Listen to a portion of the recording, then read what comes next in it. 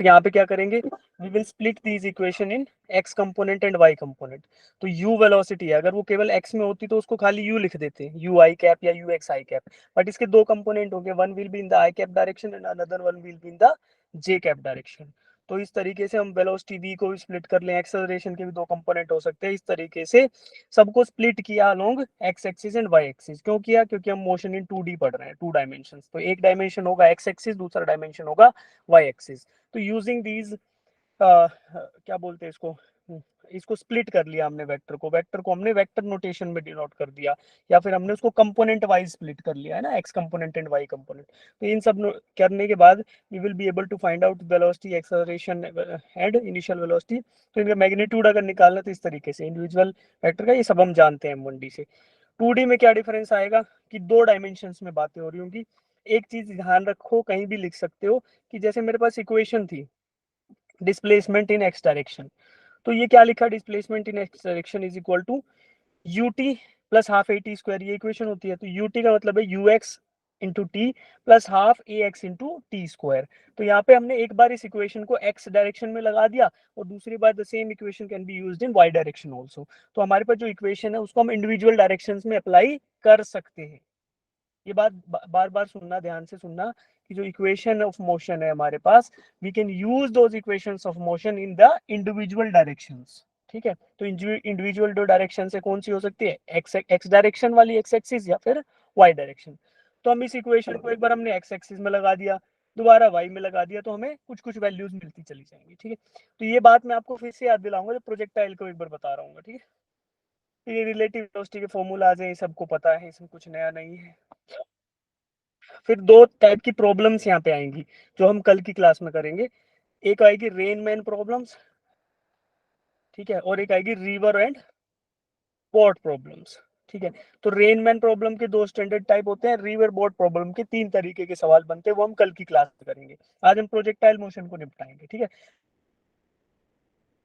the first one is projectile motion से related problems, second one rain man problems, third one the river boat problems.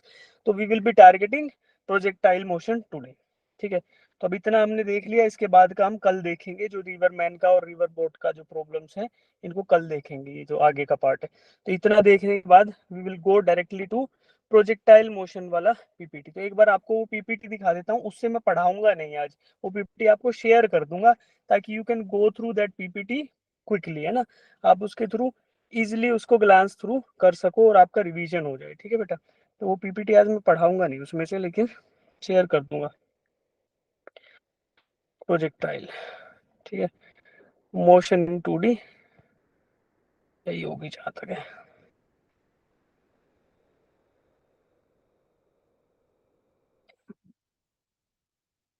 Projectile motion, अच्छा, projectile motion on incline plane खाली इसमें है। तो complete PPT जो है वो मैं शेयर कर दूंगा, जहां से we will be discussing formulas and all that things, वो आपको मिल जाएगी।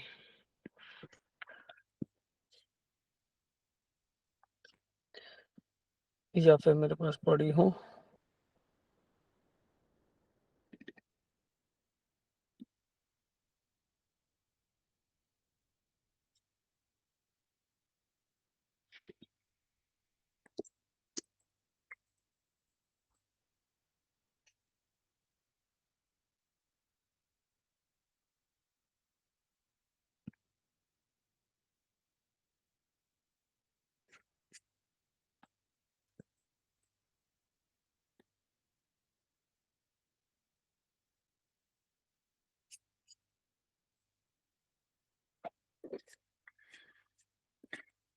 तो प्रोजेक्टाइल मोशन के ना तीन फॉर्मूला लिखो पहले आप, या फिर इसको यहाँ से पढ़ा देता हूँ एक बार थोड़ा सा।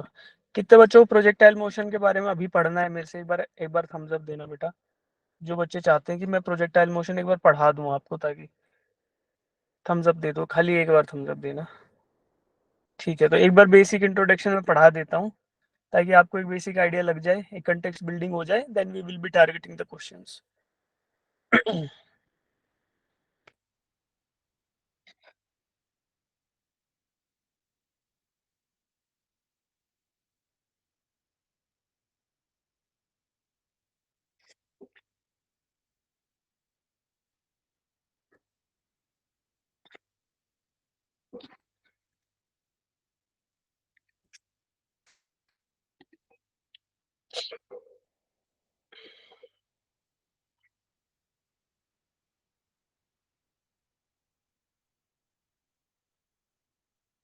ठीक है, तो प्रोजेक्टाइल मोशन एक बार देखो आप, ये है, यहाँ पे कुछ बेसिक टर्मिनोलॉजी है, हम सीख लेते हैं पहले उनको और उसके बाद टारगेट करते हैं।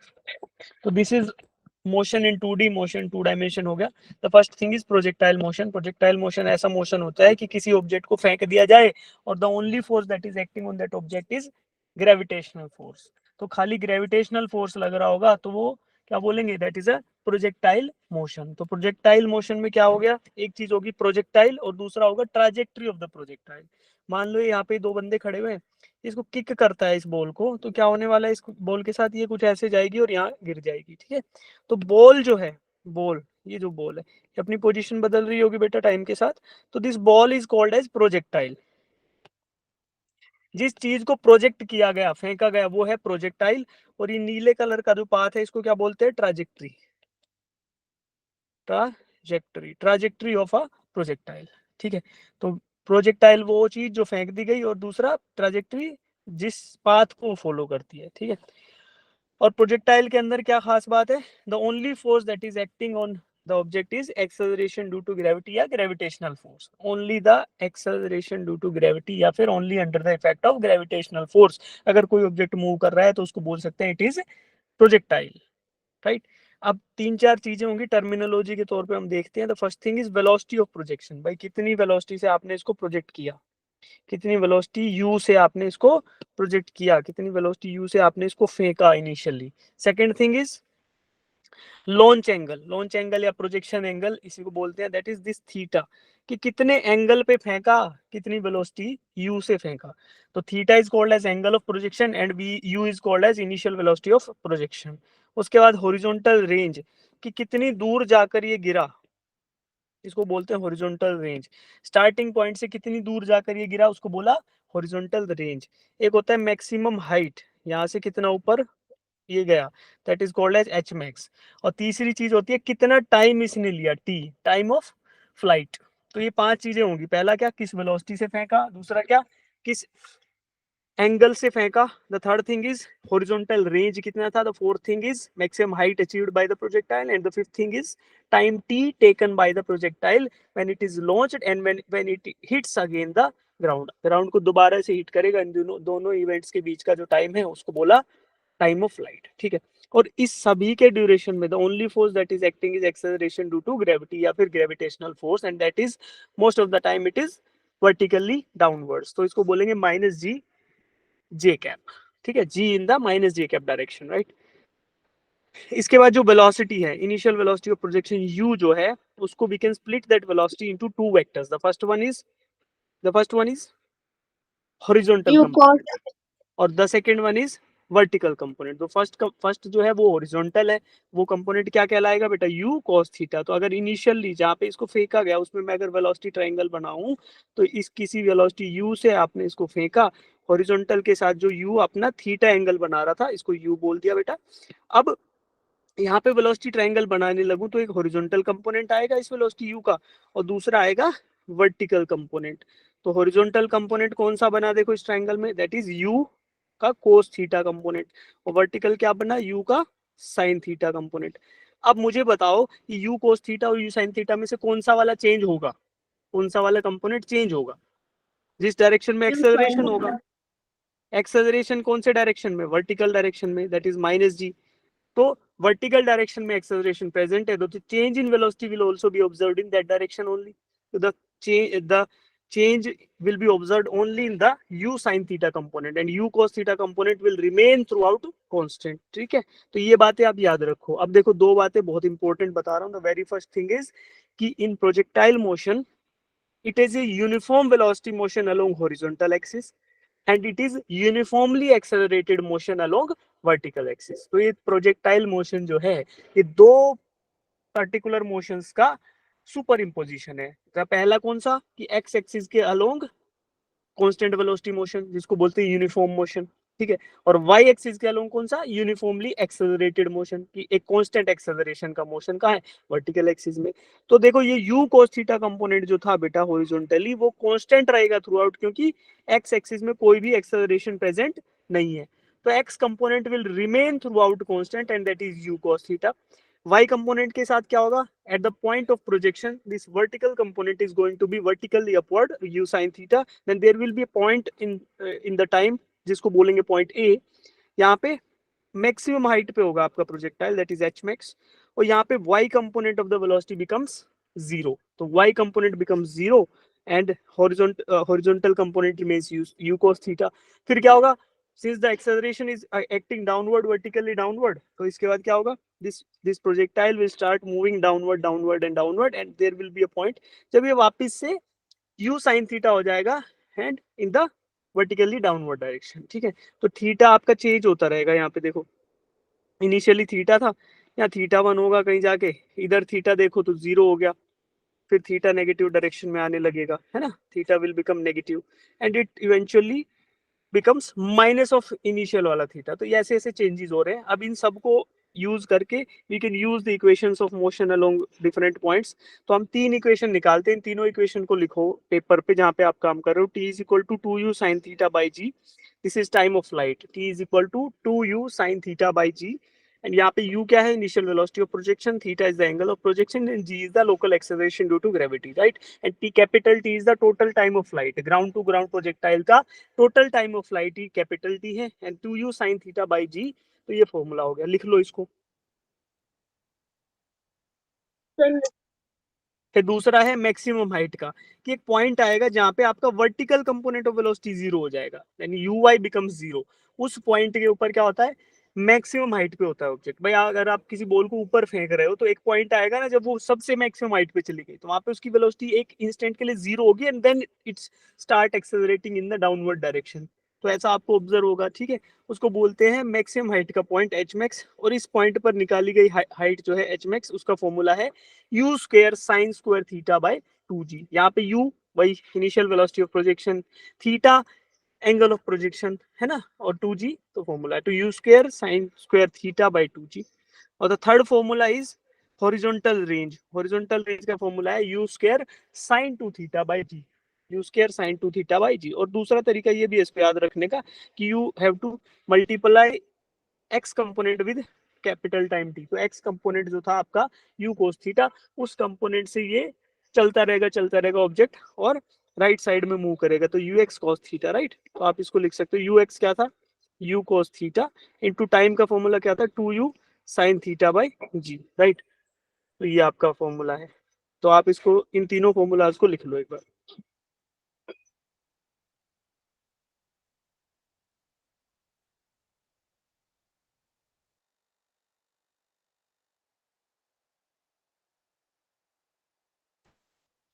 ठीक है, तो 3 फॉर्मूला है, 2u sine theta by g, u square sine square theta by 2g, and r is u square sine 2 theta by g. ये फॉर्मूला लिख लो आप।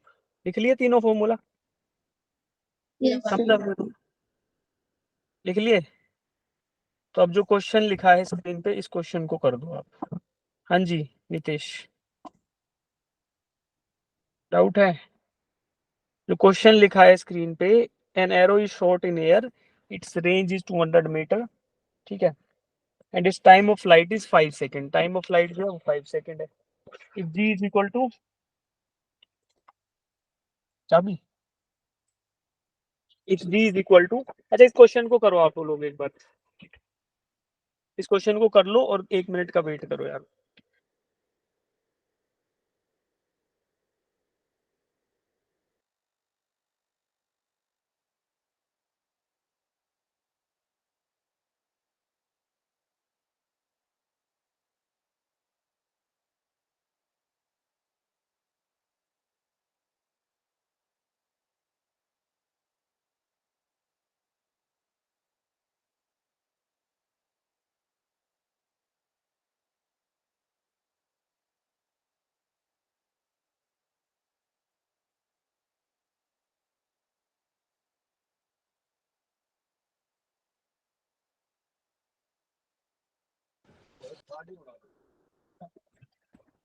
तो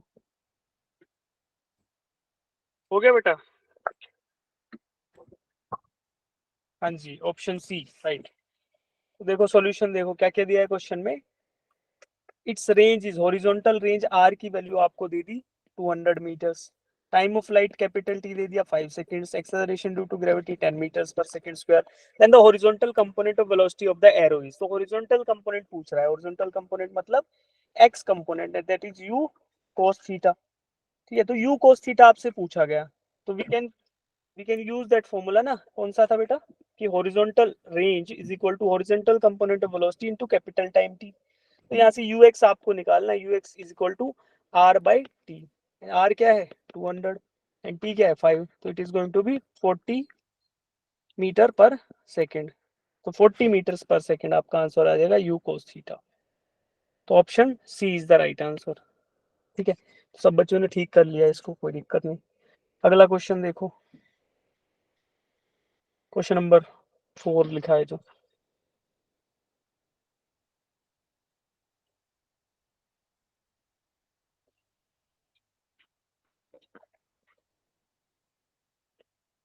a ball is thrown from a point with a speed v naught at an angle theta with the horizontal. From the same point and at the same instant, a person starts cycling with constant speed v naught by 2 to catch the ball. Will the person be able to catch the ball? If yes, what should be the angle of projection?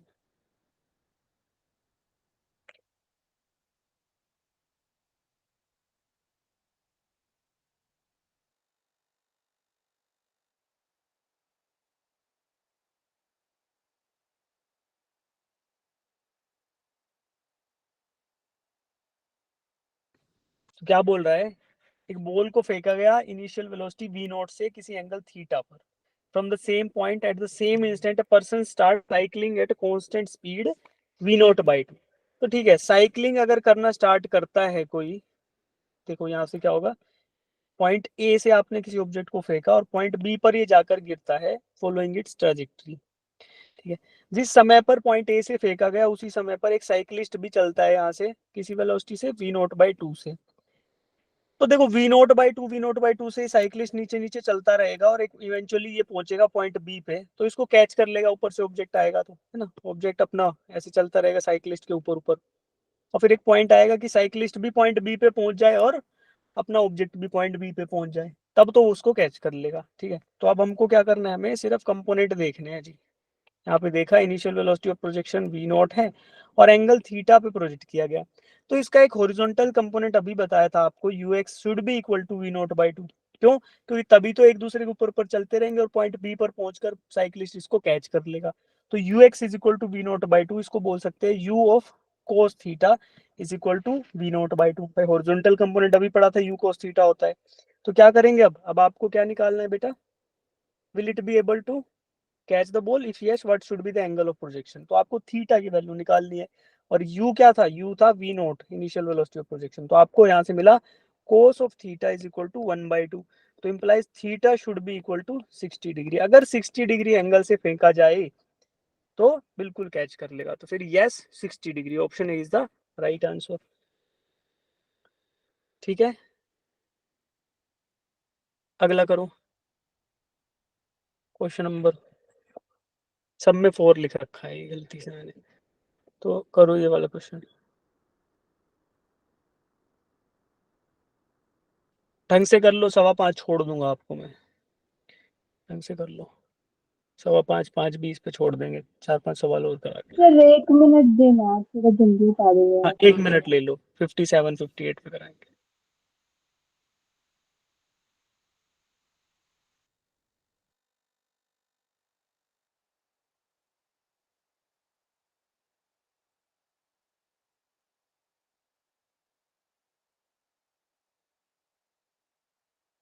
इसके बाद 10 question ना projectile के लिए आपके select कर रखे हैं मैंने, 10 क्वेश्चंस, वो कर लेना, वो आपको होमवर्क दे दूंगा विद सॉल्यूशन है वो कर लेना, डाउट आएंगे तो कल की क्लास में पूछ लेना आप ही।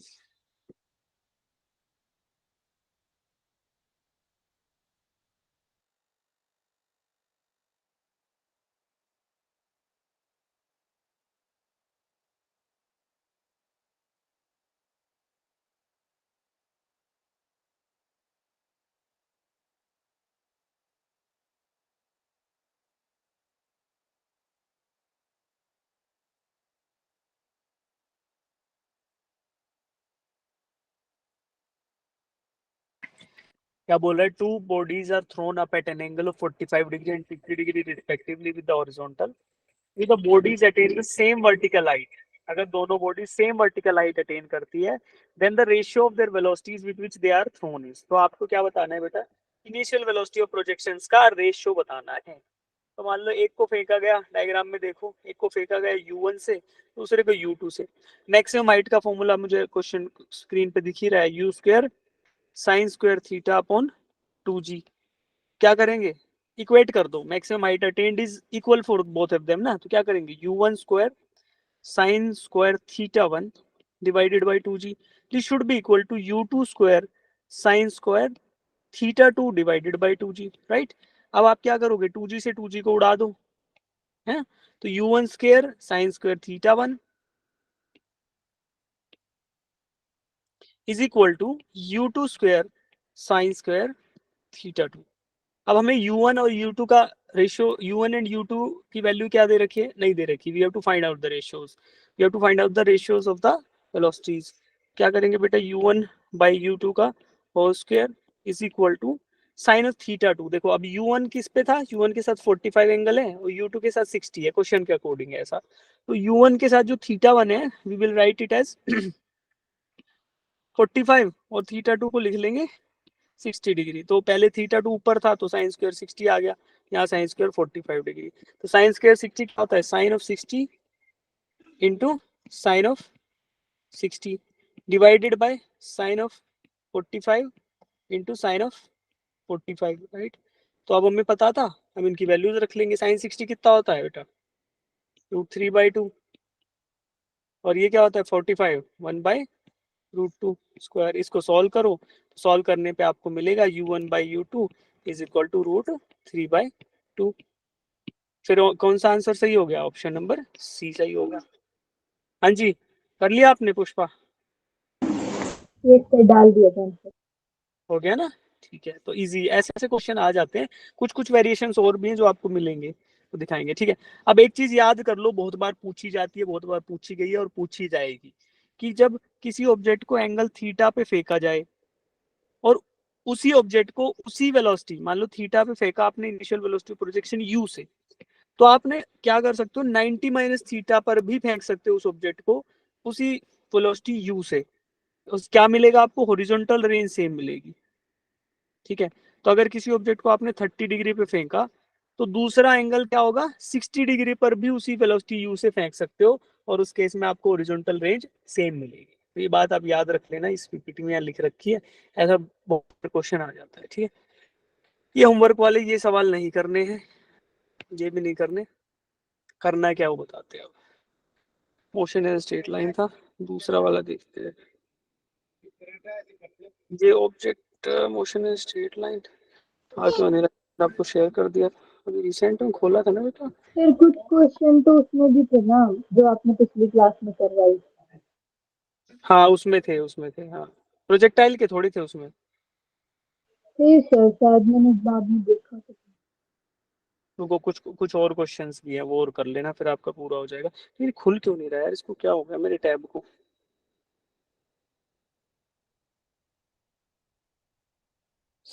Motion in 2 dimension basic of projectile, यही है क्या, नहीं दूसरा भी पढ़ रहे थे। फाइल अभी तो बनाई थी यार, अभी तो खोल रखी थी।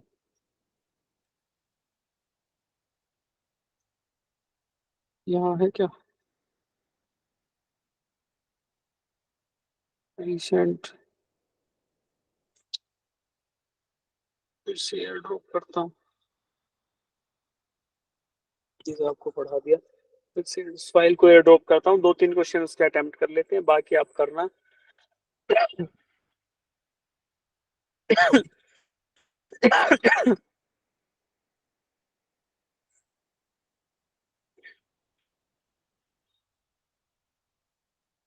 M2D questions.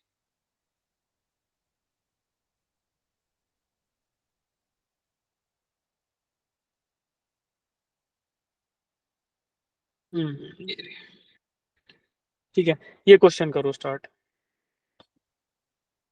Particle is projected at angle 60 above horizontal with a speed 10 meter. After some time, the direction of its velocity makes an angle 30 degree above the horizontal. The speed of the particle at that instant is.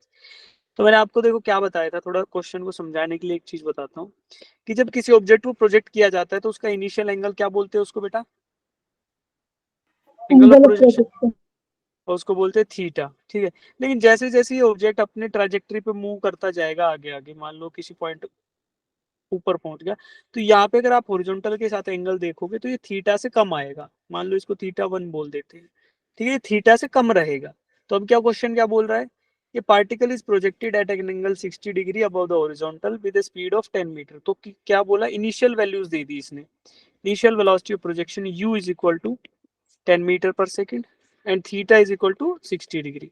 अब बोल रहा है कि at some time the direction of its velocity makes an angle 30 degree, तो ये theta 1 हो गया 30 degree. इस समय the speed of the particle at this instant, अब यहाँ पे आपको u1 बताना है कि u1 क्या हो गया होगा, u1 की वैल्यू आपको बतानी है।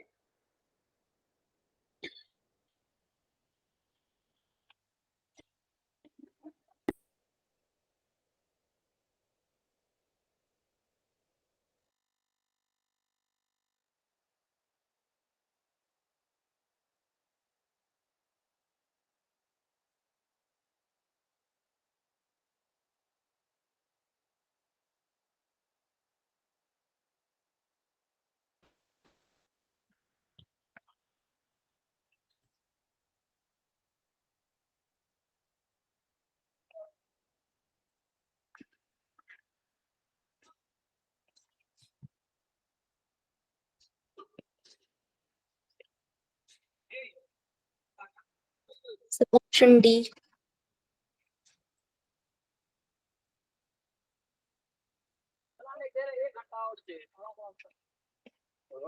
आराम से निकल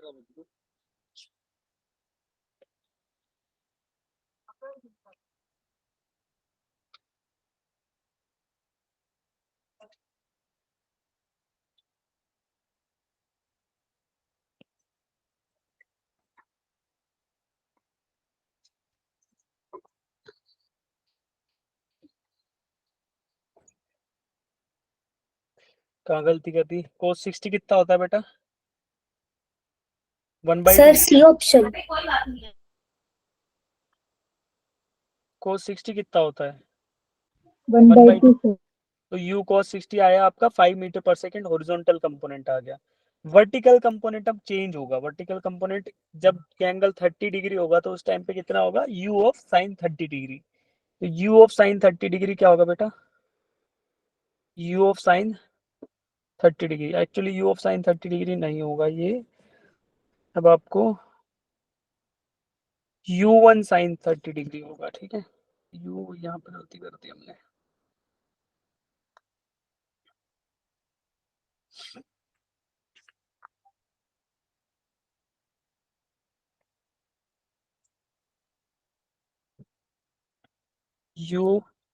u1 साइन 30 डिग्री, ठीक है।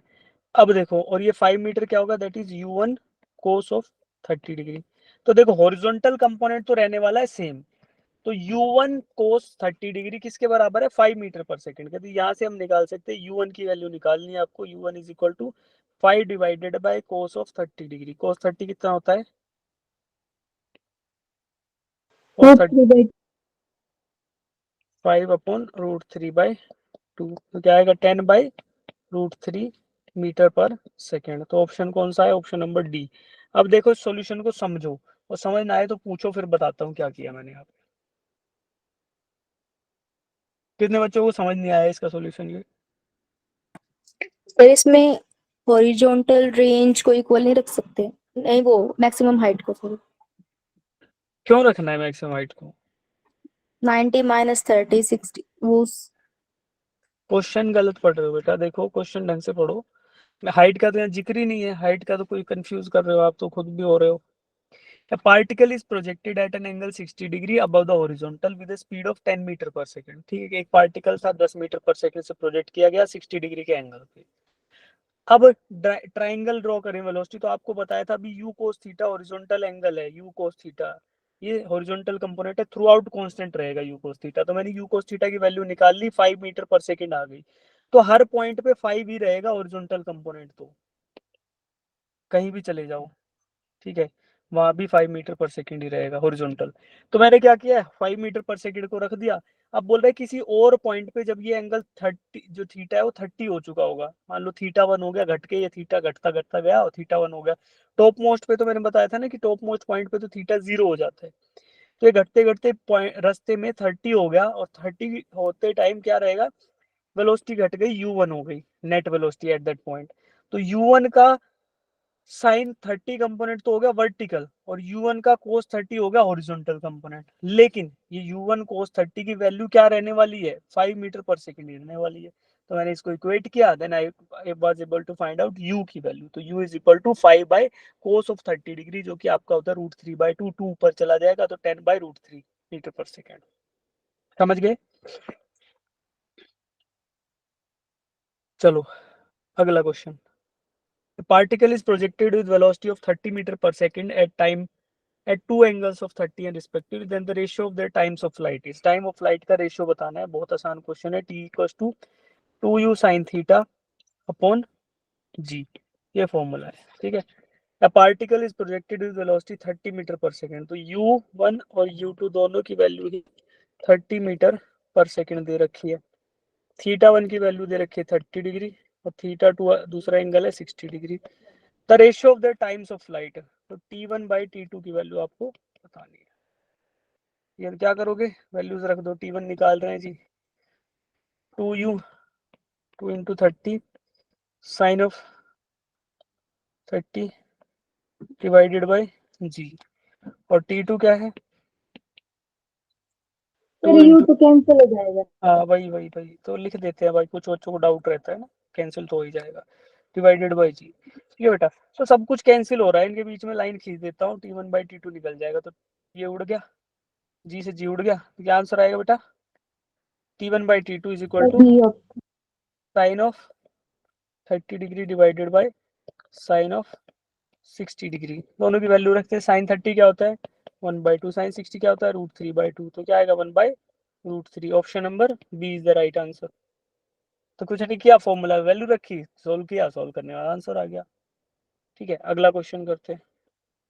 ये करो, सबका सॉल्यूशन दे रखा है, घबराना बिल्कुल नहीं, सबका सॉल्यूशन साथ में दे रखा है, तो किसी को टेंशन नहीं हो जाए कि यार मेरा तो रह गया। सुन लो बस ध्यान से, 5 मिनट एक्स्ट्रा लगाओगे सब हो जाएगा। करो। At a height of 0.4 meter from the ground, the velocity of a projectile in vector form is this. The angle of projection is, ठीक है बेटा, at a height of 0.4 meter from the ground, ठीक है,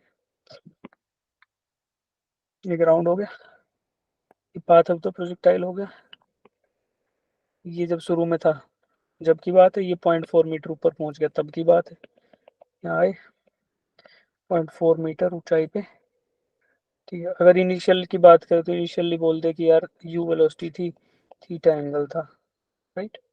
अब बोल रहा है the velocity of a projectile in vector form is this, कब, तो 0.4 मीटर ऊंचाई पे, तो 0.4 मीटर ऊंचाई के ऊपर गए तो इसका हॉरिजॉन्टल कंपोनेंट और वर्टिकल कंपोनेंट वेलोसिटी का क्या है बेटा, वेक्टर फॉर्म में दिया है ना, velocity v is equal to 6 into i cap direction and 2 into j cap direction.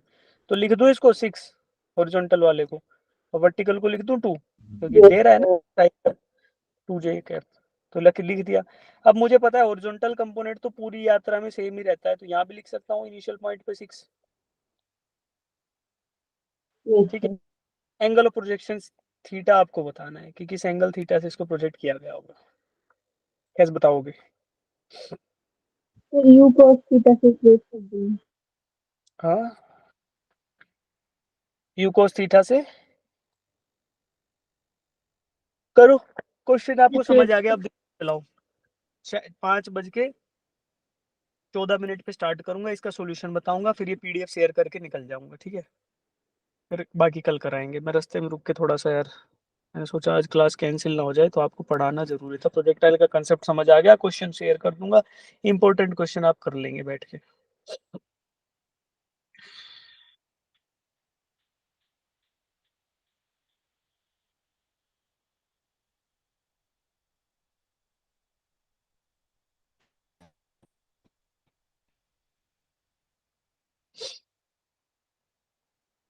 क्या आप वर्टिकल कंपोनेंट निकाल सकते हो इक्वेशंस ऑफ मोशन को यूज करके? भाई s is equal to ut plus half a t square की बात हो रही है, ठीक है बेटा? या फिर ऐसे कर लो, v square minus u square is equal to 2 into a into s. कब कहाँ पे लगाना है? वाई डायरेक्शन में खाली लगा लो। तो u v into final velocity in y direction का square minus initial velocity in y direction का square is equal to 2 into acceleration in y direction कितना है? Minus g. और डिस्प्लेसमेंट कितना दे दिया? 0.4 दे दिया बेटा, ठीक है? और माइनस जी की वैल्यू यहाँ पे 10 दे दी।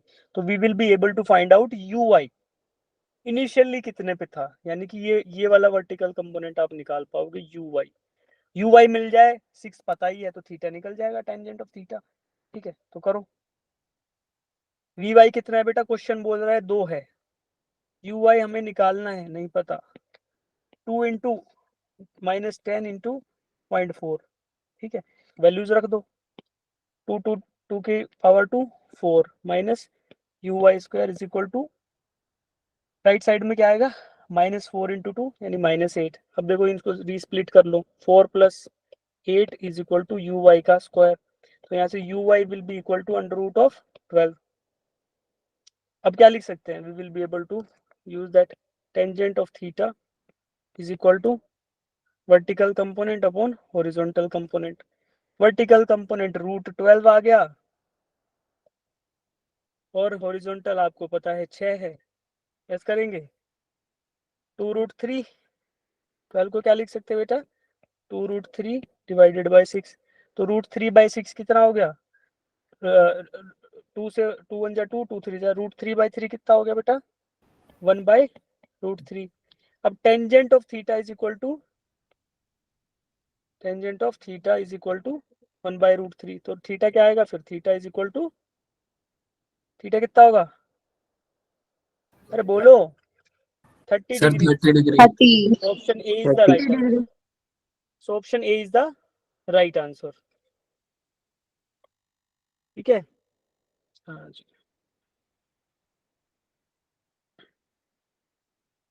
एक क्वेश्चन और करोगे? चलो रुको, और क्वेश्चन नहीं करेंगे, मेरे को चलना होगा। ये क्वेश्चंस आपके लिए रखे हैं 1 2 विद सॉल्यूशन है, ठीक है? 3 कुछ का तो मैंने सॉल्यूशन भी कर रखा है, तो इसको मैं आपको शेयर कर देता हूँ। इसके सारे के सारे प्रोजेक्टाइल के क्वेश्चंस कर लेना, जिसमें डाउट बचे वो मेरे से कल पूछेंगे। इतने कर लोगे तो प्रोजेक्टाइल का कोई भी क्वेश्चन आपका पेपर में बाहर से नहीं आएगा, ठीक है? तो ये आप कर लो। Okay sir. अब दिल भेज के वादा करो कि कर लोगे, तुम्हारे भरोसे बैठ सकता हूँ आज मैं, और फिर इसको कर लेना।